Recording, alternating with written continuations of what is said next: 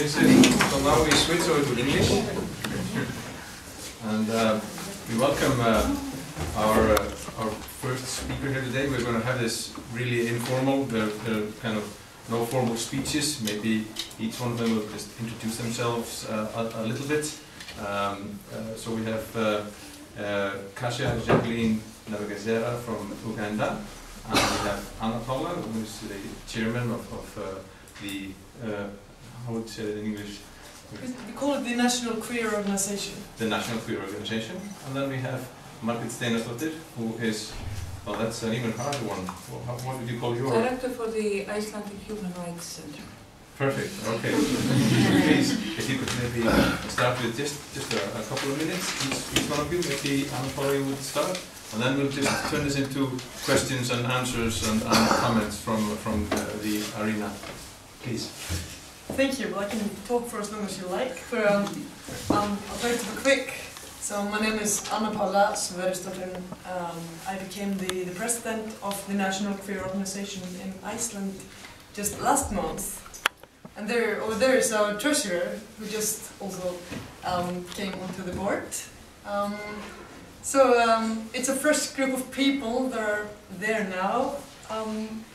In an organization that has deep roots in our society, I'd say, and I'm very honored to be able to participate in that work, because it is an organization that has played a big role in advancing the rights of not only queer people in Iceland, but I would say also had an influence in the general understanding in Iceland of differences among us. At least that's what the politicians stated 2 days ago, when we had all the different parties that are running for parliament coming for a visit to have a dialogue with us about what's the future of the queer movement and the queer human rights movement in Iceland. I might say that when I was preparing for this meeting, I was a bit insecure about how I was going to tackle this, because we've been following what's been going on in Uganda and been amazed at the strength the people in the struggle over there have been showing. And at times one might feel that what we are doing over here, when we've come much further, well, in many ways, becomes sort of insignificant. So that was my initial feeling when I started thinking about how can I prepare for this meeting. But then what I would like to say is that even if we've come quite far in Iceland, we've got legal equality, for instance. Well, the legal situation isn't perfect, but it's very good by now. And we generally have more people coming to the Gay Pride Parade than to our National Independence Day celebrations. One might think is an advance. Then again, what we need to keep in mind is that Iceland too is part of the patriarchal heteronormative society that all countries in the world are part of. And we do see bad examples in Iceland today, even if the situation overall is very good. In our small group of people who are in charge at the organization, we have one who was beaten up in a bar only last year for being a transgender man, and another one came out as lesbian and was denied by her own father, who now won't meet his grandchildren. So we do have examples like that, and when we dig into people's attitudes, we see that in 2009 there was a value study performed in Iceland, and it showed that 25% of the population, when asked whether they think being gay is justifiable, were not quite sure that they thought so, or even said that they did not agree with it being justifiable. So maybe in Iceland, even if people seem to be, the general public seems to be very proud of the good situation of queer human rights, we have to be careful that we don't pride in how far we've come and think that we've come all the way. And that we can have dialogue with people from different places in the world and learn from their struggles and have exchange about what's going on in different places. So now I believe I've talked for quite a long time now. What I wanted to point out is that only in 1975 was the first interview with a gay person published in Iceland. Icelanders will know the name Hefur, and that was an outrage at the time, coming out as gay in an interview. And at the time all the queer Icelanders were living in Copenhagen. So we've come quite far in a little time. So maybe there's a ray of hope when looking at these advancements. Oh no. Please, Kasha. Oh. Yeah, just actually thank you for helping me know how to start. Yes, thank you for being here. I know Sunday is a family day, so taking off time to come and listen to me is really an honor. And I don't usually get this kind of platform at home. So you being here is really something that I'm happy for. And it's also, as I said, for you to give me a way of starting, it's also to say that there is hope at home. Not all hope is gone. It's not easy. I come from Uganda, and the homosexual acts in Penal Code 145 section is a criminal offense carrying a life imprisonment jail term. And right now, some people feel that life imprisonment is a very weak law, and so they are proposing the death penalty, among other issues of even just being homosexual. Because they got help from some friends of theirs, the evangelicals from America, who came and told them that the reason why we are organizing, I come from Freedom and Roam Uganda, is because the law is very weak. The law only talks about homosexual acts. And the only way they can stop us from organizing is to make the law very tough and to include issues of promotion, meaning that my organization right now, should the bill in the parliament be passed, would be closed down because what I'm doing is called promotion in Uganda. And because we do a lot of, we try, it's not a lot, of going into the media to tell people this is who we are, stop harassing us, stop beating us, stop threatening us, they feel that that is also promotion. And the mere fact that I say I'm a lesbian, they feel that a law should be put in place to stop me from even saying I'm a lesbian. So these are some of the articles in the new proposed anti-homosexuality bill that is currently in the Parliament of Uganda, and it could be discussed anytime. It has a lot of support, and this time not only from the ruling party, that the Member of Parliament who introduced it is from the ruling party, but even the opposition. This is the only thing that is uniting the Parliament of Uganda. They both support it. This is the only thing that is uniting all the religious denominations in Uganda, the Muslims, the Catholics, the evangelicals. So there is a lot of support for the anti-homosexuality bill, and should it reach the floor for debate, there is a 98% chance of it passing into law. But what are we doing to make sure that this does not go through? Is these kinds of platforms to share our stories with people outside of Uganda, people who have had this struggle we are doing. People like Iceland, it's not like you woke up one day and everything was on paper. And for us, this reminds us that what we are doing is not unique. It reminds us that other people have done it before and they succeeded. What are the things that we can learn from other movements around the world? What are the things that I can learn from Iceland? And that's why actually I'm here. What is that I can take back home and see if it can be helpful to our struggle? At the same time, to also share my story of what goes through in my community with the people of Iceland, to remind them that even if things are okay here, you cannot be free until everyone around the world is free. Yeah, and just to share with you a little about every sphere, like the social, the media, and the politics of what is going in my country. We have a media witch hunt in Uganda, because if you write something pro-gay, it's promotion. So the Media Council has made guidelines very clear that only negative things about homosexuality should appear in the newspapers.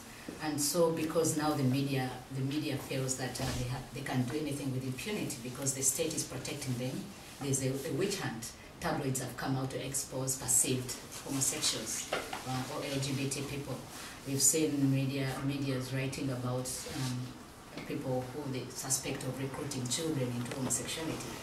We've seen media coming out and calling for the hanging of homosexuals.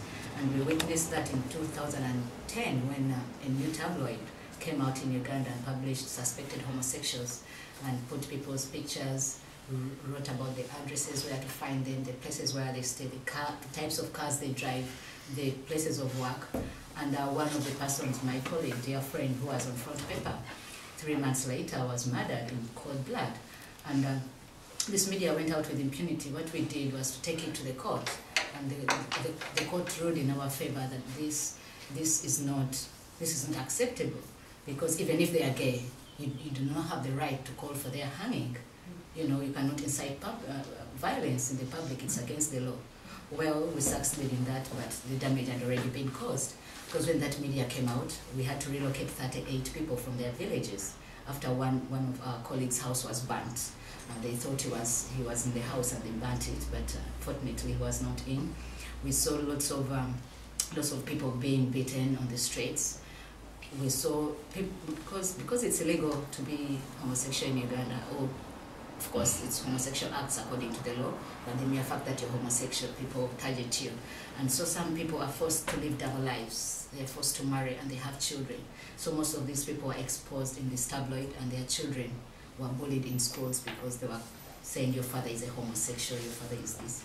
We saw people being discriminated in their churches because the leaders in church saw them in the newspapers and they said, we didn't know you were like this, we thought you were respectable. So a lot happened, and we saw a suicide, at least one case of a suicide, and the person died, and this was a person who left Kenya because heard about the gay movement in Uganda was vibrant and they have parties and even the activism was alive, and felt that it was better to come to Uganda. But when he came to Uganda, the place became so unbearable for him and he ended up committing suicide. So the issue of media is really becoming hectic because the powerful people, the anti-gay groups, because we have the Interfaith Coalition Against Homosexuality. This is for the religious leaders. Then we have the Rainbow Coalition Against Homosexuality. This is also led by religious leaders, but also with politicians. We've seen our ministers and members of parliament leading street marches, protests, and they're using children to do this because they're telling children these homosexuals have come here to recruit you. And they've come here and they're sick, they're going to make you sick of AIDS. And so we've seen the media really supporting anti-gay groups. For us, when we try to get a platform to say, look, listen to our side of the story, the only way you can stop the hatred is to listen to what we have to say. But when some media houses in the past have been fined for hosting us, and we've seen cases where they've been threatened for closure if they host us to speak. And others, even the radio hosts themselves, have been suspended from their jobs for simply hosting homosexuals. So we have very limited avenues of how we can take our message out to be able to change the mindsets and the attitudes of the society. And then also we have the issue of health. We've seen the leaders, the directors of, for example, the Uganda AIDS Commission has come out and said that they found out that men who have sex with men are high drivers of HIV. And then they say, but there's no money to cater for them because they're criminals. And then Uganda has been known around the whole world in the fight against HIV that is very strong. And so we say, you cannot do this. We are part of this community, and for Uganda to be able to win this fight, they need to include most at-risk populations, and we are one of them. And so we began a small engagement with them. They said, okay, give us research. We went back and carried out a research and took it to them. And then they said, well, everything is here, but how do we include you in the policies when the law is there that you're illegal, that it's criminal? If we include you, it will mean that we're justifying that your existence, you know. And so the challenge now gets back to the laws that we have in place. Because even the media, why it's being censored is because of what is in the penal code, because homosexuality is illegal. And so what we try to do is now to collect all the violations that have happened to people in our community. We've told people, come out and share your stories. We've seen illegal detentions of people. The recent was just early this year on the 31st. Our youth leaders were put in the cell for 3 days. And then we told the police, please put the charge. Why are they inside here? And the police refused to put the charge. And we said, we really need to know why they were arrested in the first place. And the reason why we do this is because we are compiling all these human rights violations to be able to help us when we start the process of decriminalization. But it's very hard because myself, I've been evicted several times from house to house. And I've told my landlords, please put it in writing why you're evicting me. They say it to me that they cannot keep a homosexual in their house. I'm going to bring all these kind of curses to the property. But when you tell them to put it down in writing, they cannot do that. So people are just find their actions because of what the law is saying. And so it's proving very difficult for us to compile these abuses and violations because there's no visible evidence. But we're not giving up because some people are willing to share their stories. And we're also using our organizations to sensitize our own community that even if it's illegal according to the Constitution and to the Penal Code, do not allow anyone to tamper on you. If someone beats you, go to police and report. But also, it gets hard because if you report someone and say, well, that's a homosexual, they were trying to hit on me. You know? So it becomes something that you're always trying to tell people, please report. But if I report, I'll be exposed. If I report, people will know that I'm a homosexual. We've seen issues of curative rape, and curative rape happens in close families. We had a case in 2006 where one of my members was actually, it was the father and the brother who organized it. And we said, we have a case. At least let's use this as a test case to go to police and use the law. But halfway the process, she was really willing to participate. But halfway the process, she says, this is my family. And they threaten to kill me if I ever say this. I cannot go on with the case. We have issues of blackmail, where we've had campaigns. In 2007, we had a nationwide campaign of telling people, let us live in peace. And we wore masks, some people wore masks. It was a press conference. And we told people, let us live in peace because the person you're condemning could be your brother behind that mask. The person you're condemning could be your teacher, could be your father, could be your parent. So let us live in peace and stop the harm. And that did not go well with the public because people were attacked. And then we said, we need to do something about this. Let's go into the field. So we got all our materials and said to go to the field in the night to put materials under people's doors, put posters and everything on walls and markets and all this. And then one of our members, police found out that she had this material. So there was extortion and blackmail and said, no, we cannot keep quiet, let's also take this case. And again, halfway the case, she also fell off and said, no, it's going to expose me. If I go on with it, let the policeman just stay with it. So it gets difficult for us to take cases. But at the same time, we've been successful because right now, as I speak, I'm in court. I'm suing the government because they've been closing down all our gatherings. My organization carried out a workshop in February last year, and the minister came and closed it down and ordered for my arrest. And I escaped through the back door and ran. So by the time he finished talking and sending his police, had already disappeared. I did that. I know resisting arrest, is against the law. But I know the moment I go to the cell, I know what could happen to me because I'm a visible figure. People would, and there's a lot of abuse in the cells, especially if you're known homosexual. We've seen that happening to our transgenders. Even the police self abuses them before they are sent inside because they're like, okay, are you a man, are you a woman, where can we put you? And the only way to find out is to undress you, that humiliation. So last year, 4 of our gatherings were closed down by the government. And we said enough is enough. And we are in court right now trying to sue them, but it's also, suing them, but it's also proving difficult because we have what they call the ex-gays that the government is using against us. These are people who are bought with money to turn against the community. So they have this evidence that They got all our material and gave it to the government. So the government is using it against us. That they have proof that we are promoting, they have proof that we are recruiting people. So it's really very, very difficult. Even the few steps we are making, we are always finding obstacles. Test cases, like the evangelicals who came to America in Uganda to carry out the anti-gay conference. We are suing them right now in Massachusetts. And the first hearing was in January, on the 7th this year. And right now, we are waiting for the judge to decide whether we should go on trial. 2 days ago, there was a setback. The American court ruled in favor of, because there's a Dutch organization that is also suing American corporation. And they're also using the same law that we are using to sue. And then the court 2 days ago came out and ruled in favor of the Americans, that you cannot sue Americans when you're foreigners.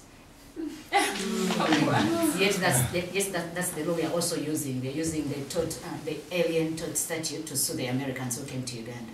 So now we are worried, because if this ruling was in favor of the Americans, it could also affect our case, because they're also saying that they did not incite any violence and any abuse. Yet this law we are using is very clear, that any foreigner can sue an American in the American courts if they commit crimes outside America.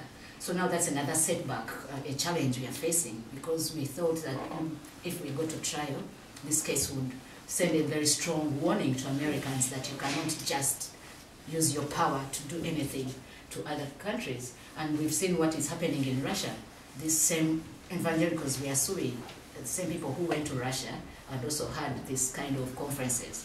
And now we know that there is a bill, almost like the Ugandan bill in Russia. So they're going to keep doing it unless we stop them, and it's only the court that can stop them. So there is a big challenge. The media witch hunt is still going on. Last week, 2 days before I traveled to Ireland, one of my members was also exposed in the newspaper, and she was attacked in broad daylight. And the government is not coming out to say anything, and they are still exposing people. Even if the court said stop exposing people perceived to be gay, the media is still going on. I lost a colleague, David Kato, 2 years ago. But recently, Easter Day, 100 meters away from his grave, there was a rally, and they were launching a campaign against homosexuality. Just 100 meters, and we told the police, because we found out a week before Easter that this is going to happen. We told the police, whatever, whether we are illegal, whether it's against whatever, this cannot happen. The old woman is very sick, she's old, and we have to respect the dead. If they want to carry out their campaigns, let them carry whatever they want, but not at the graveyard. And the police said, okay,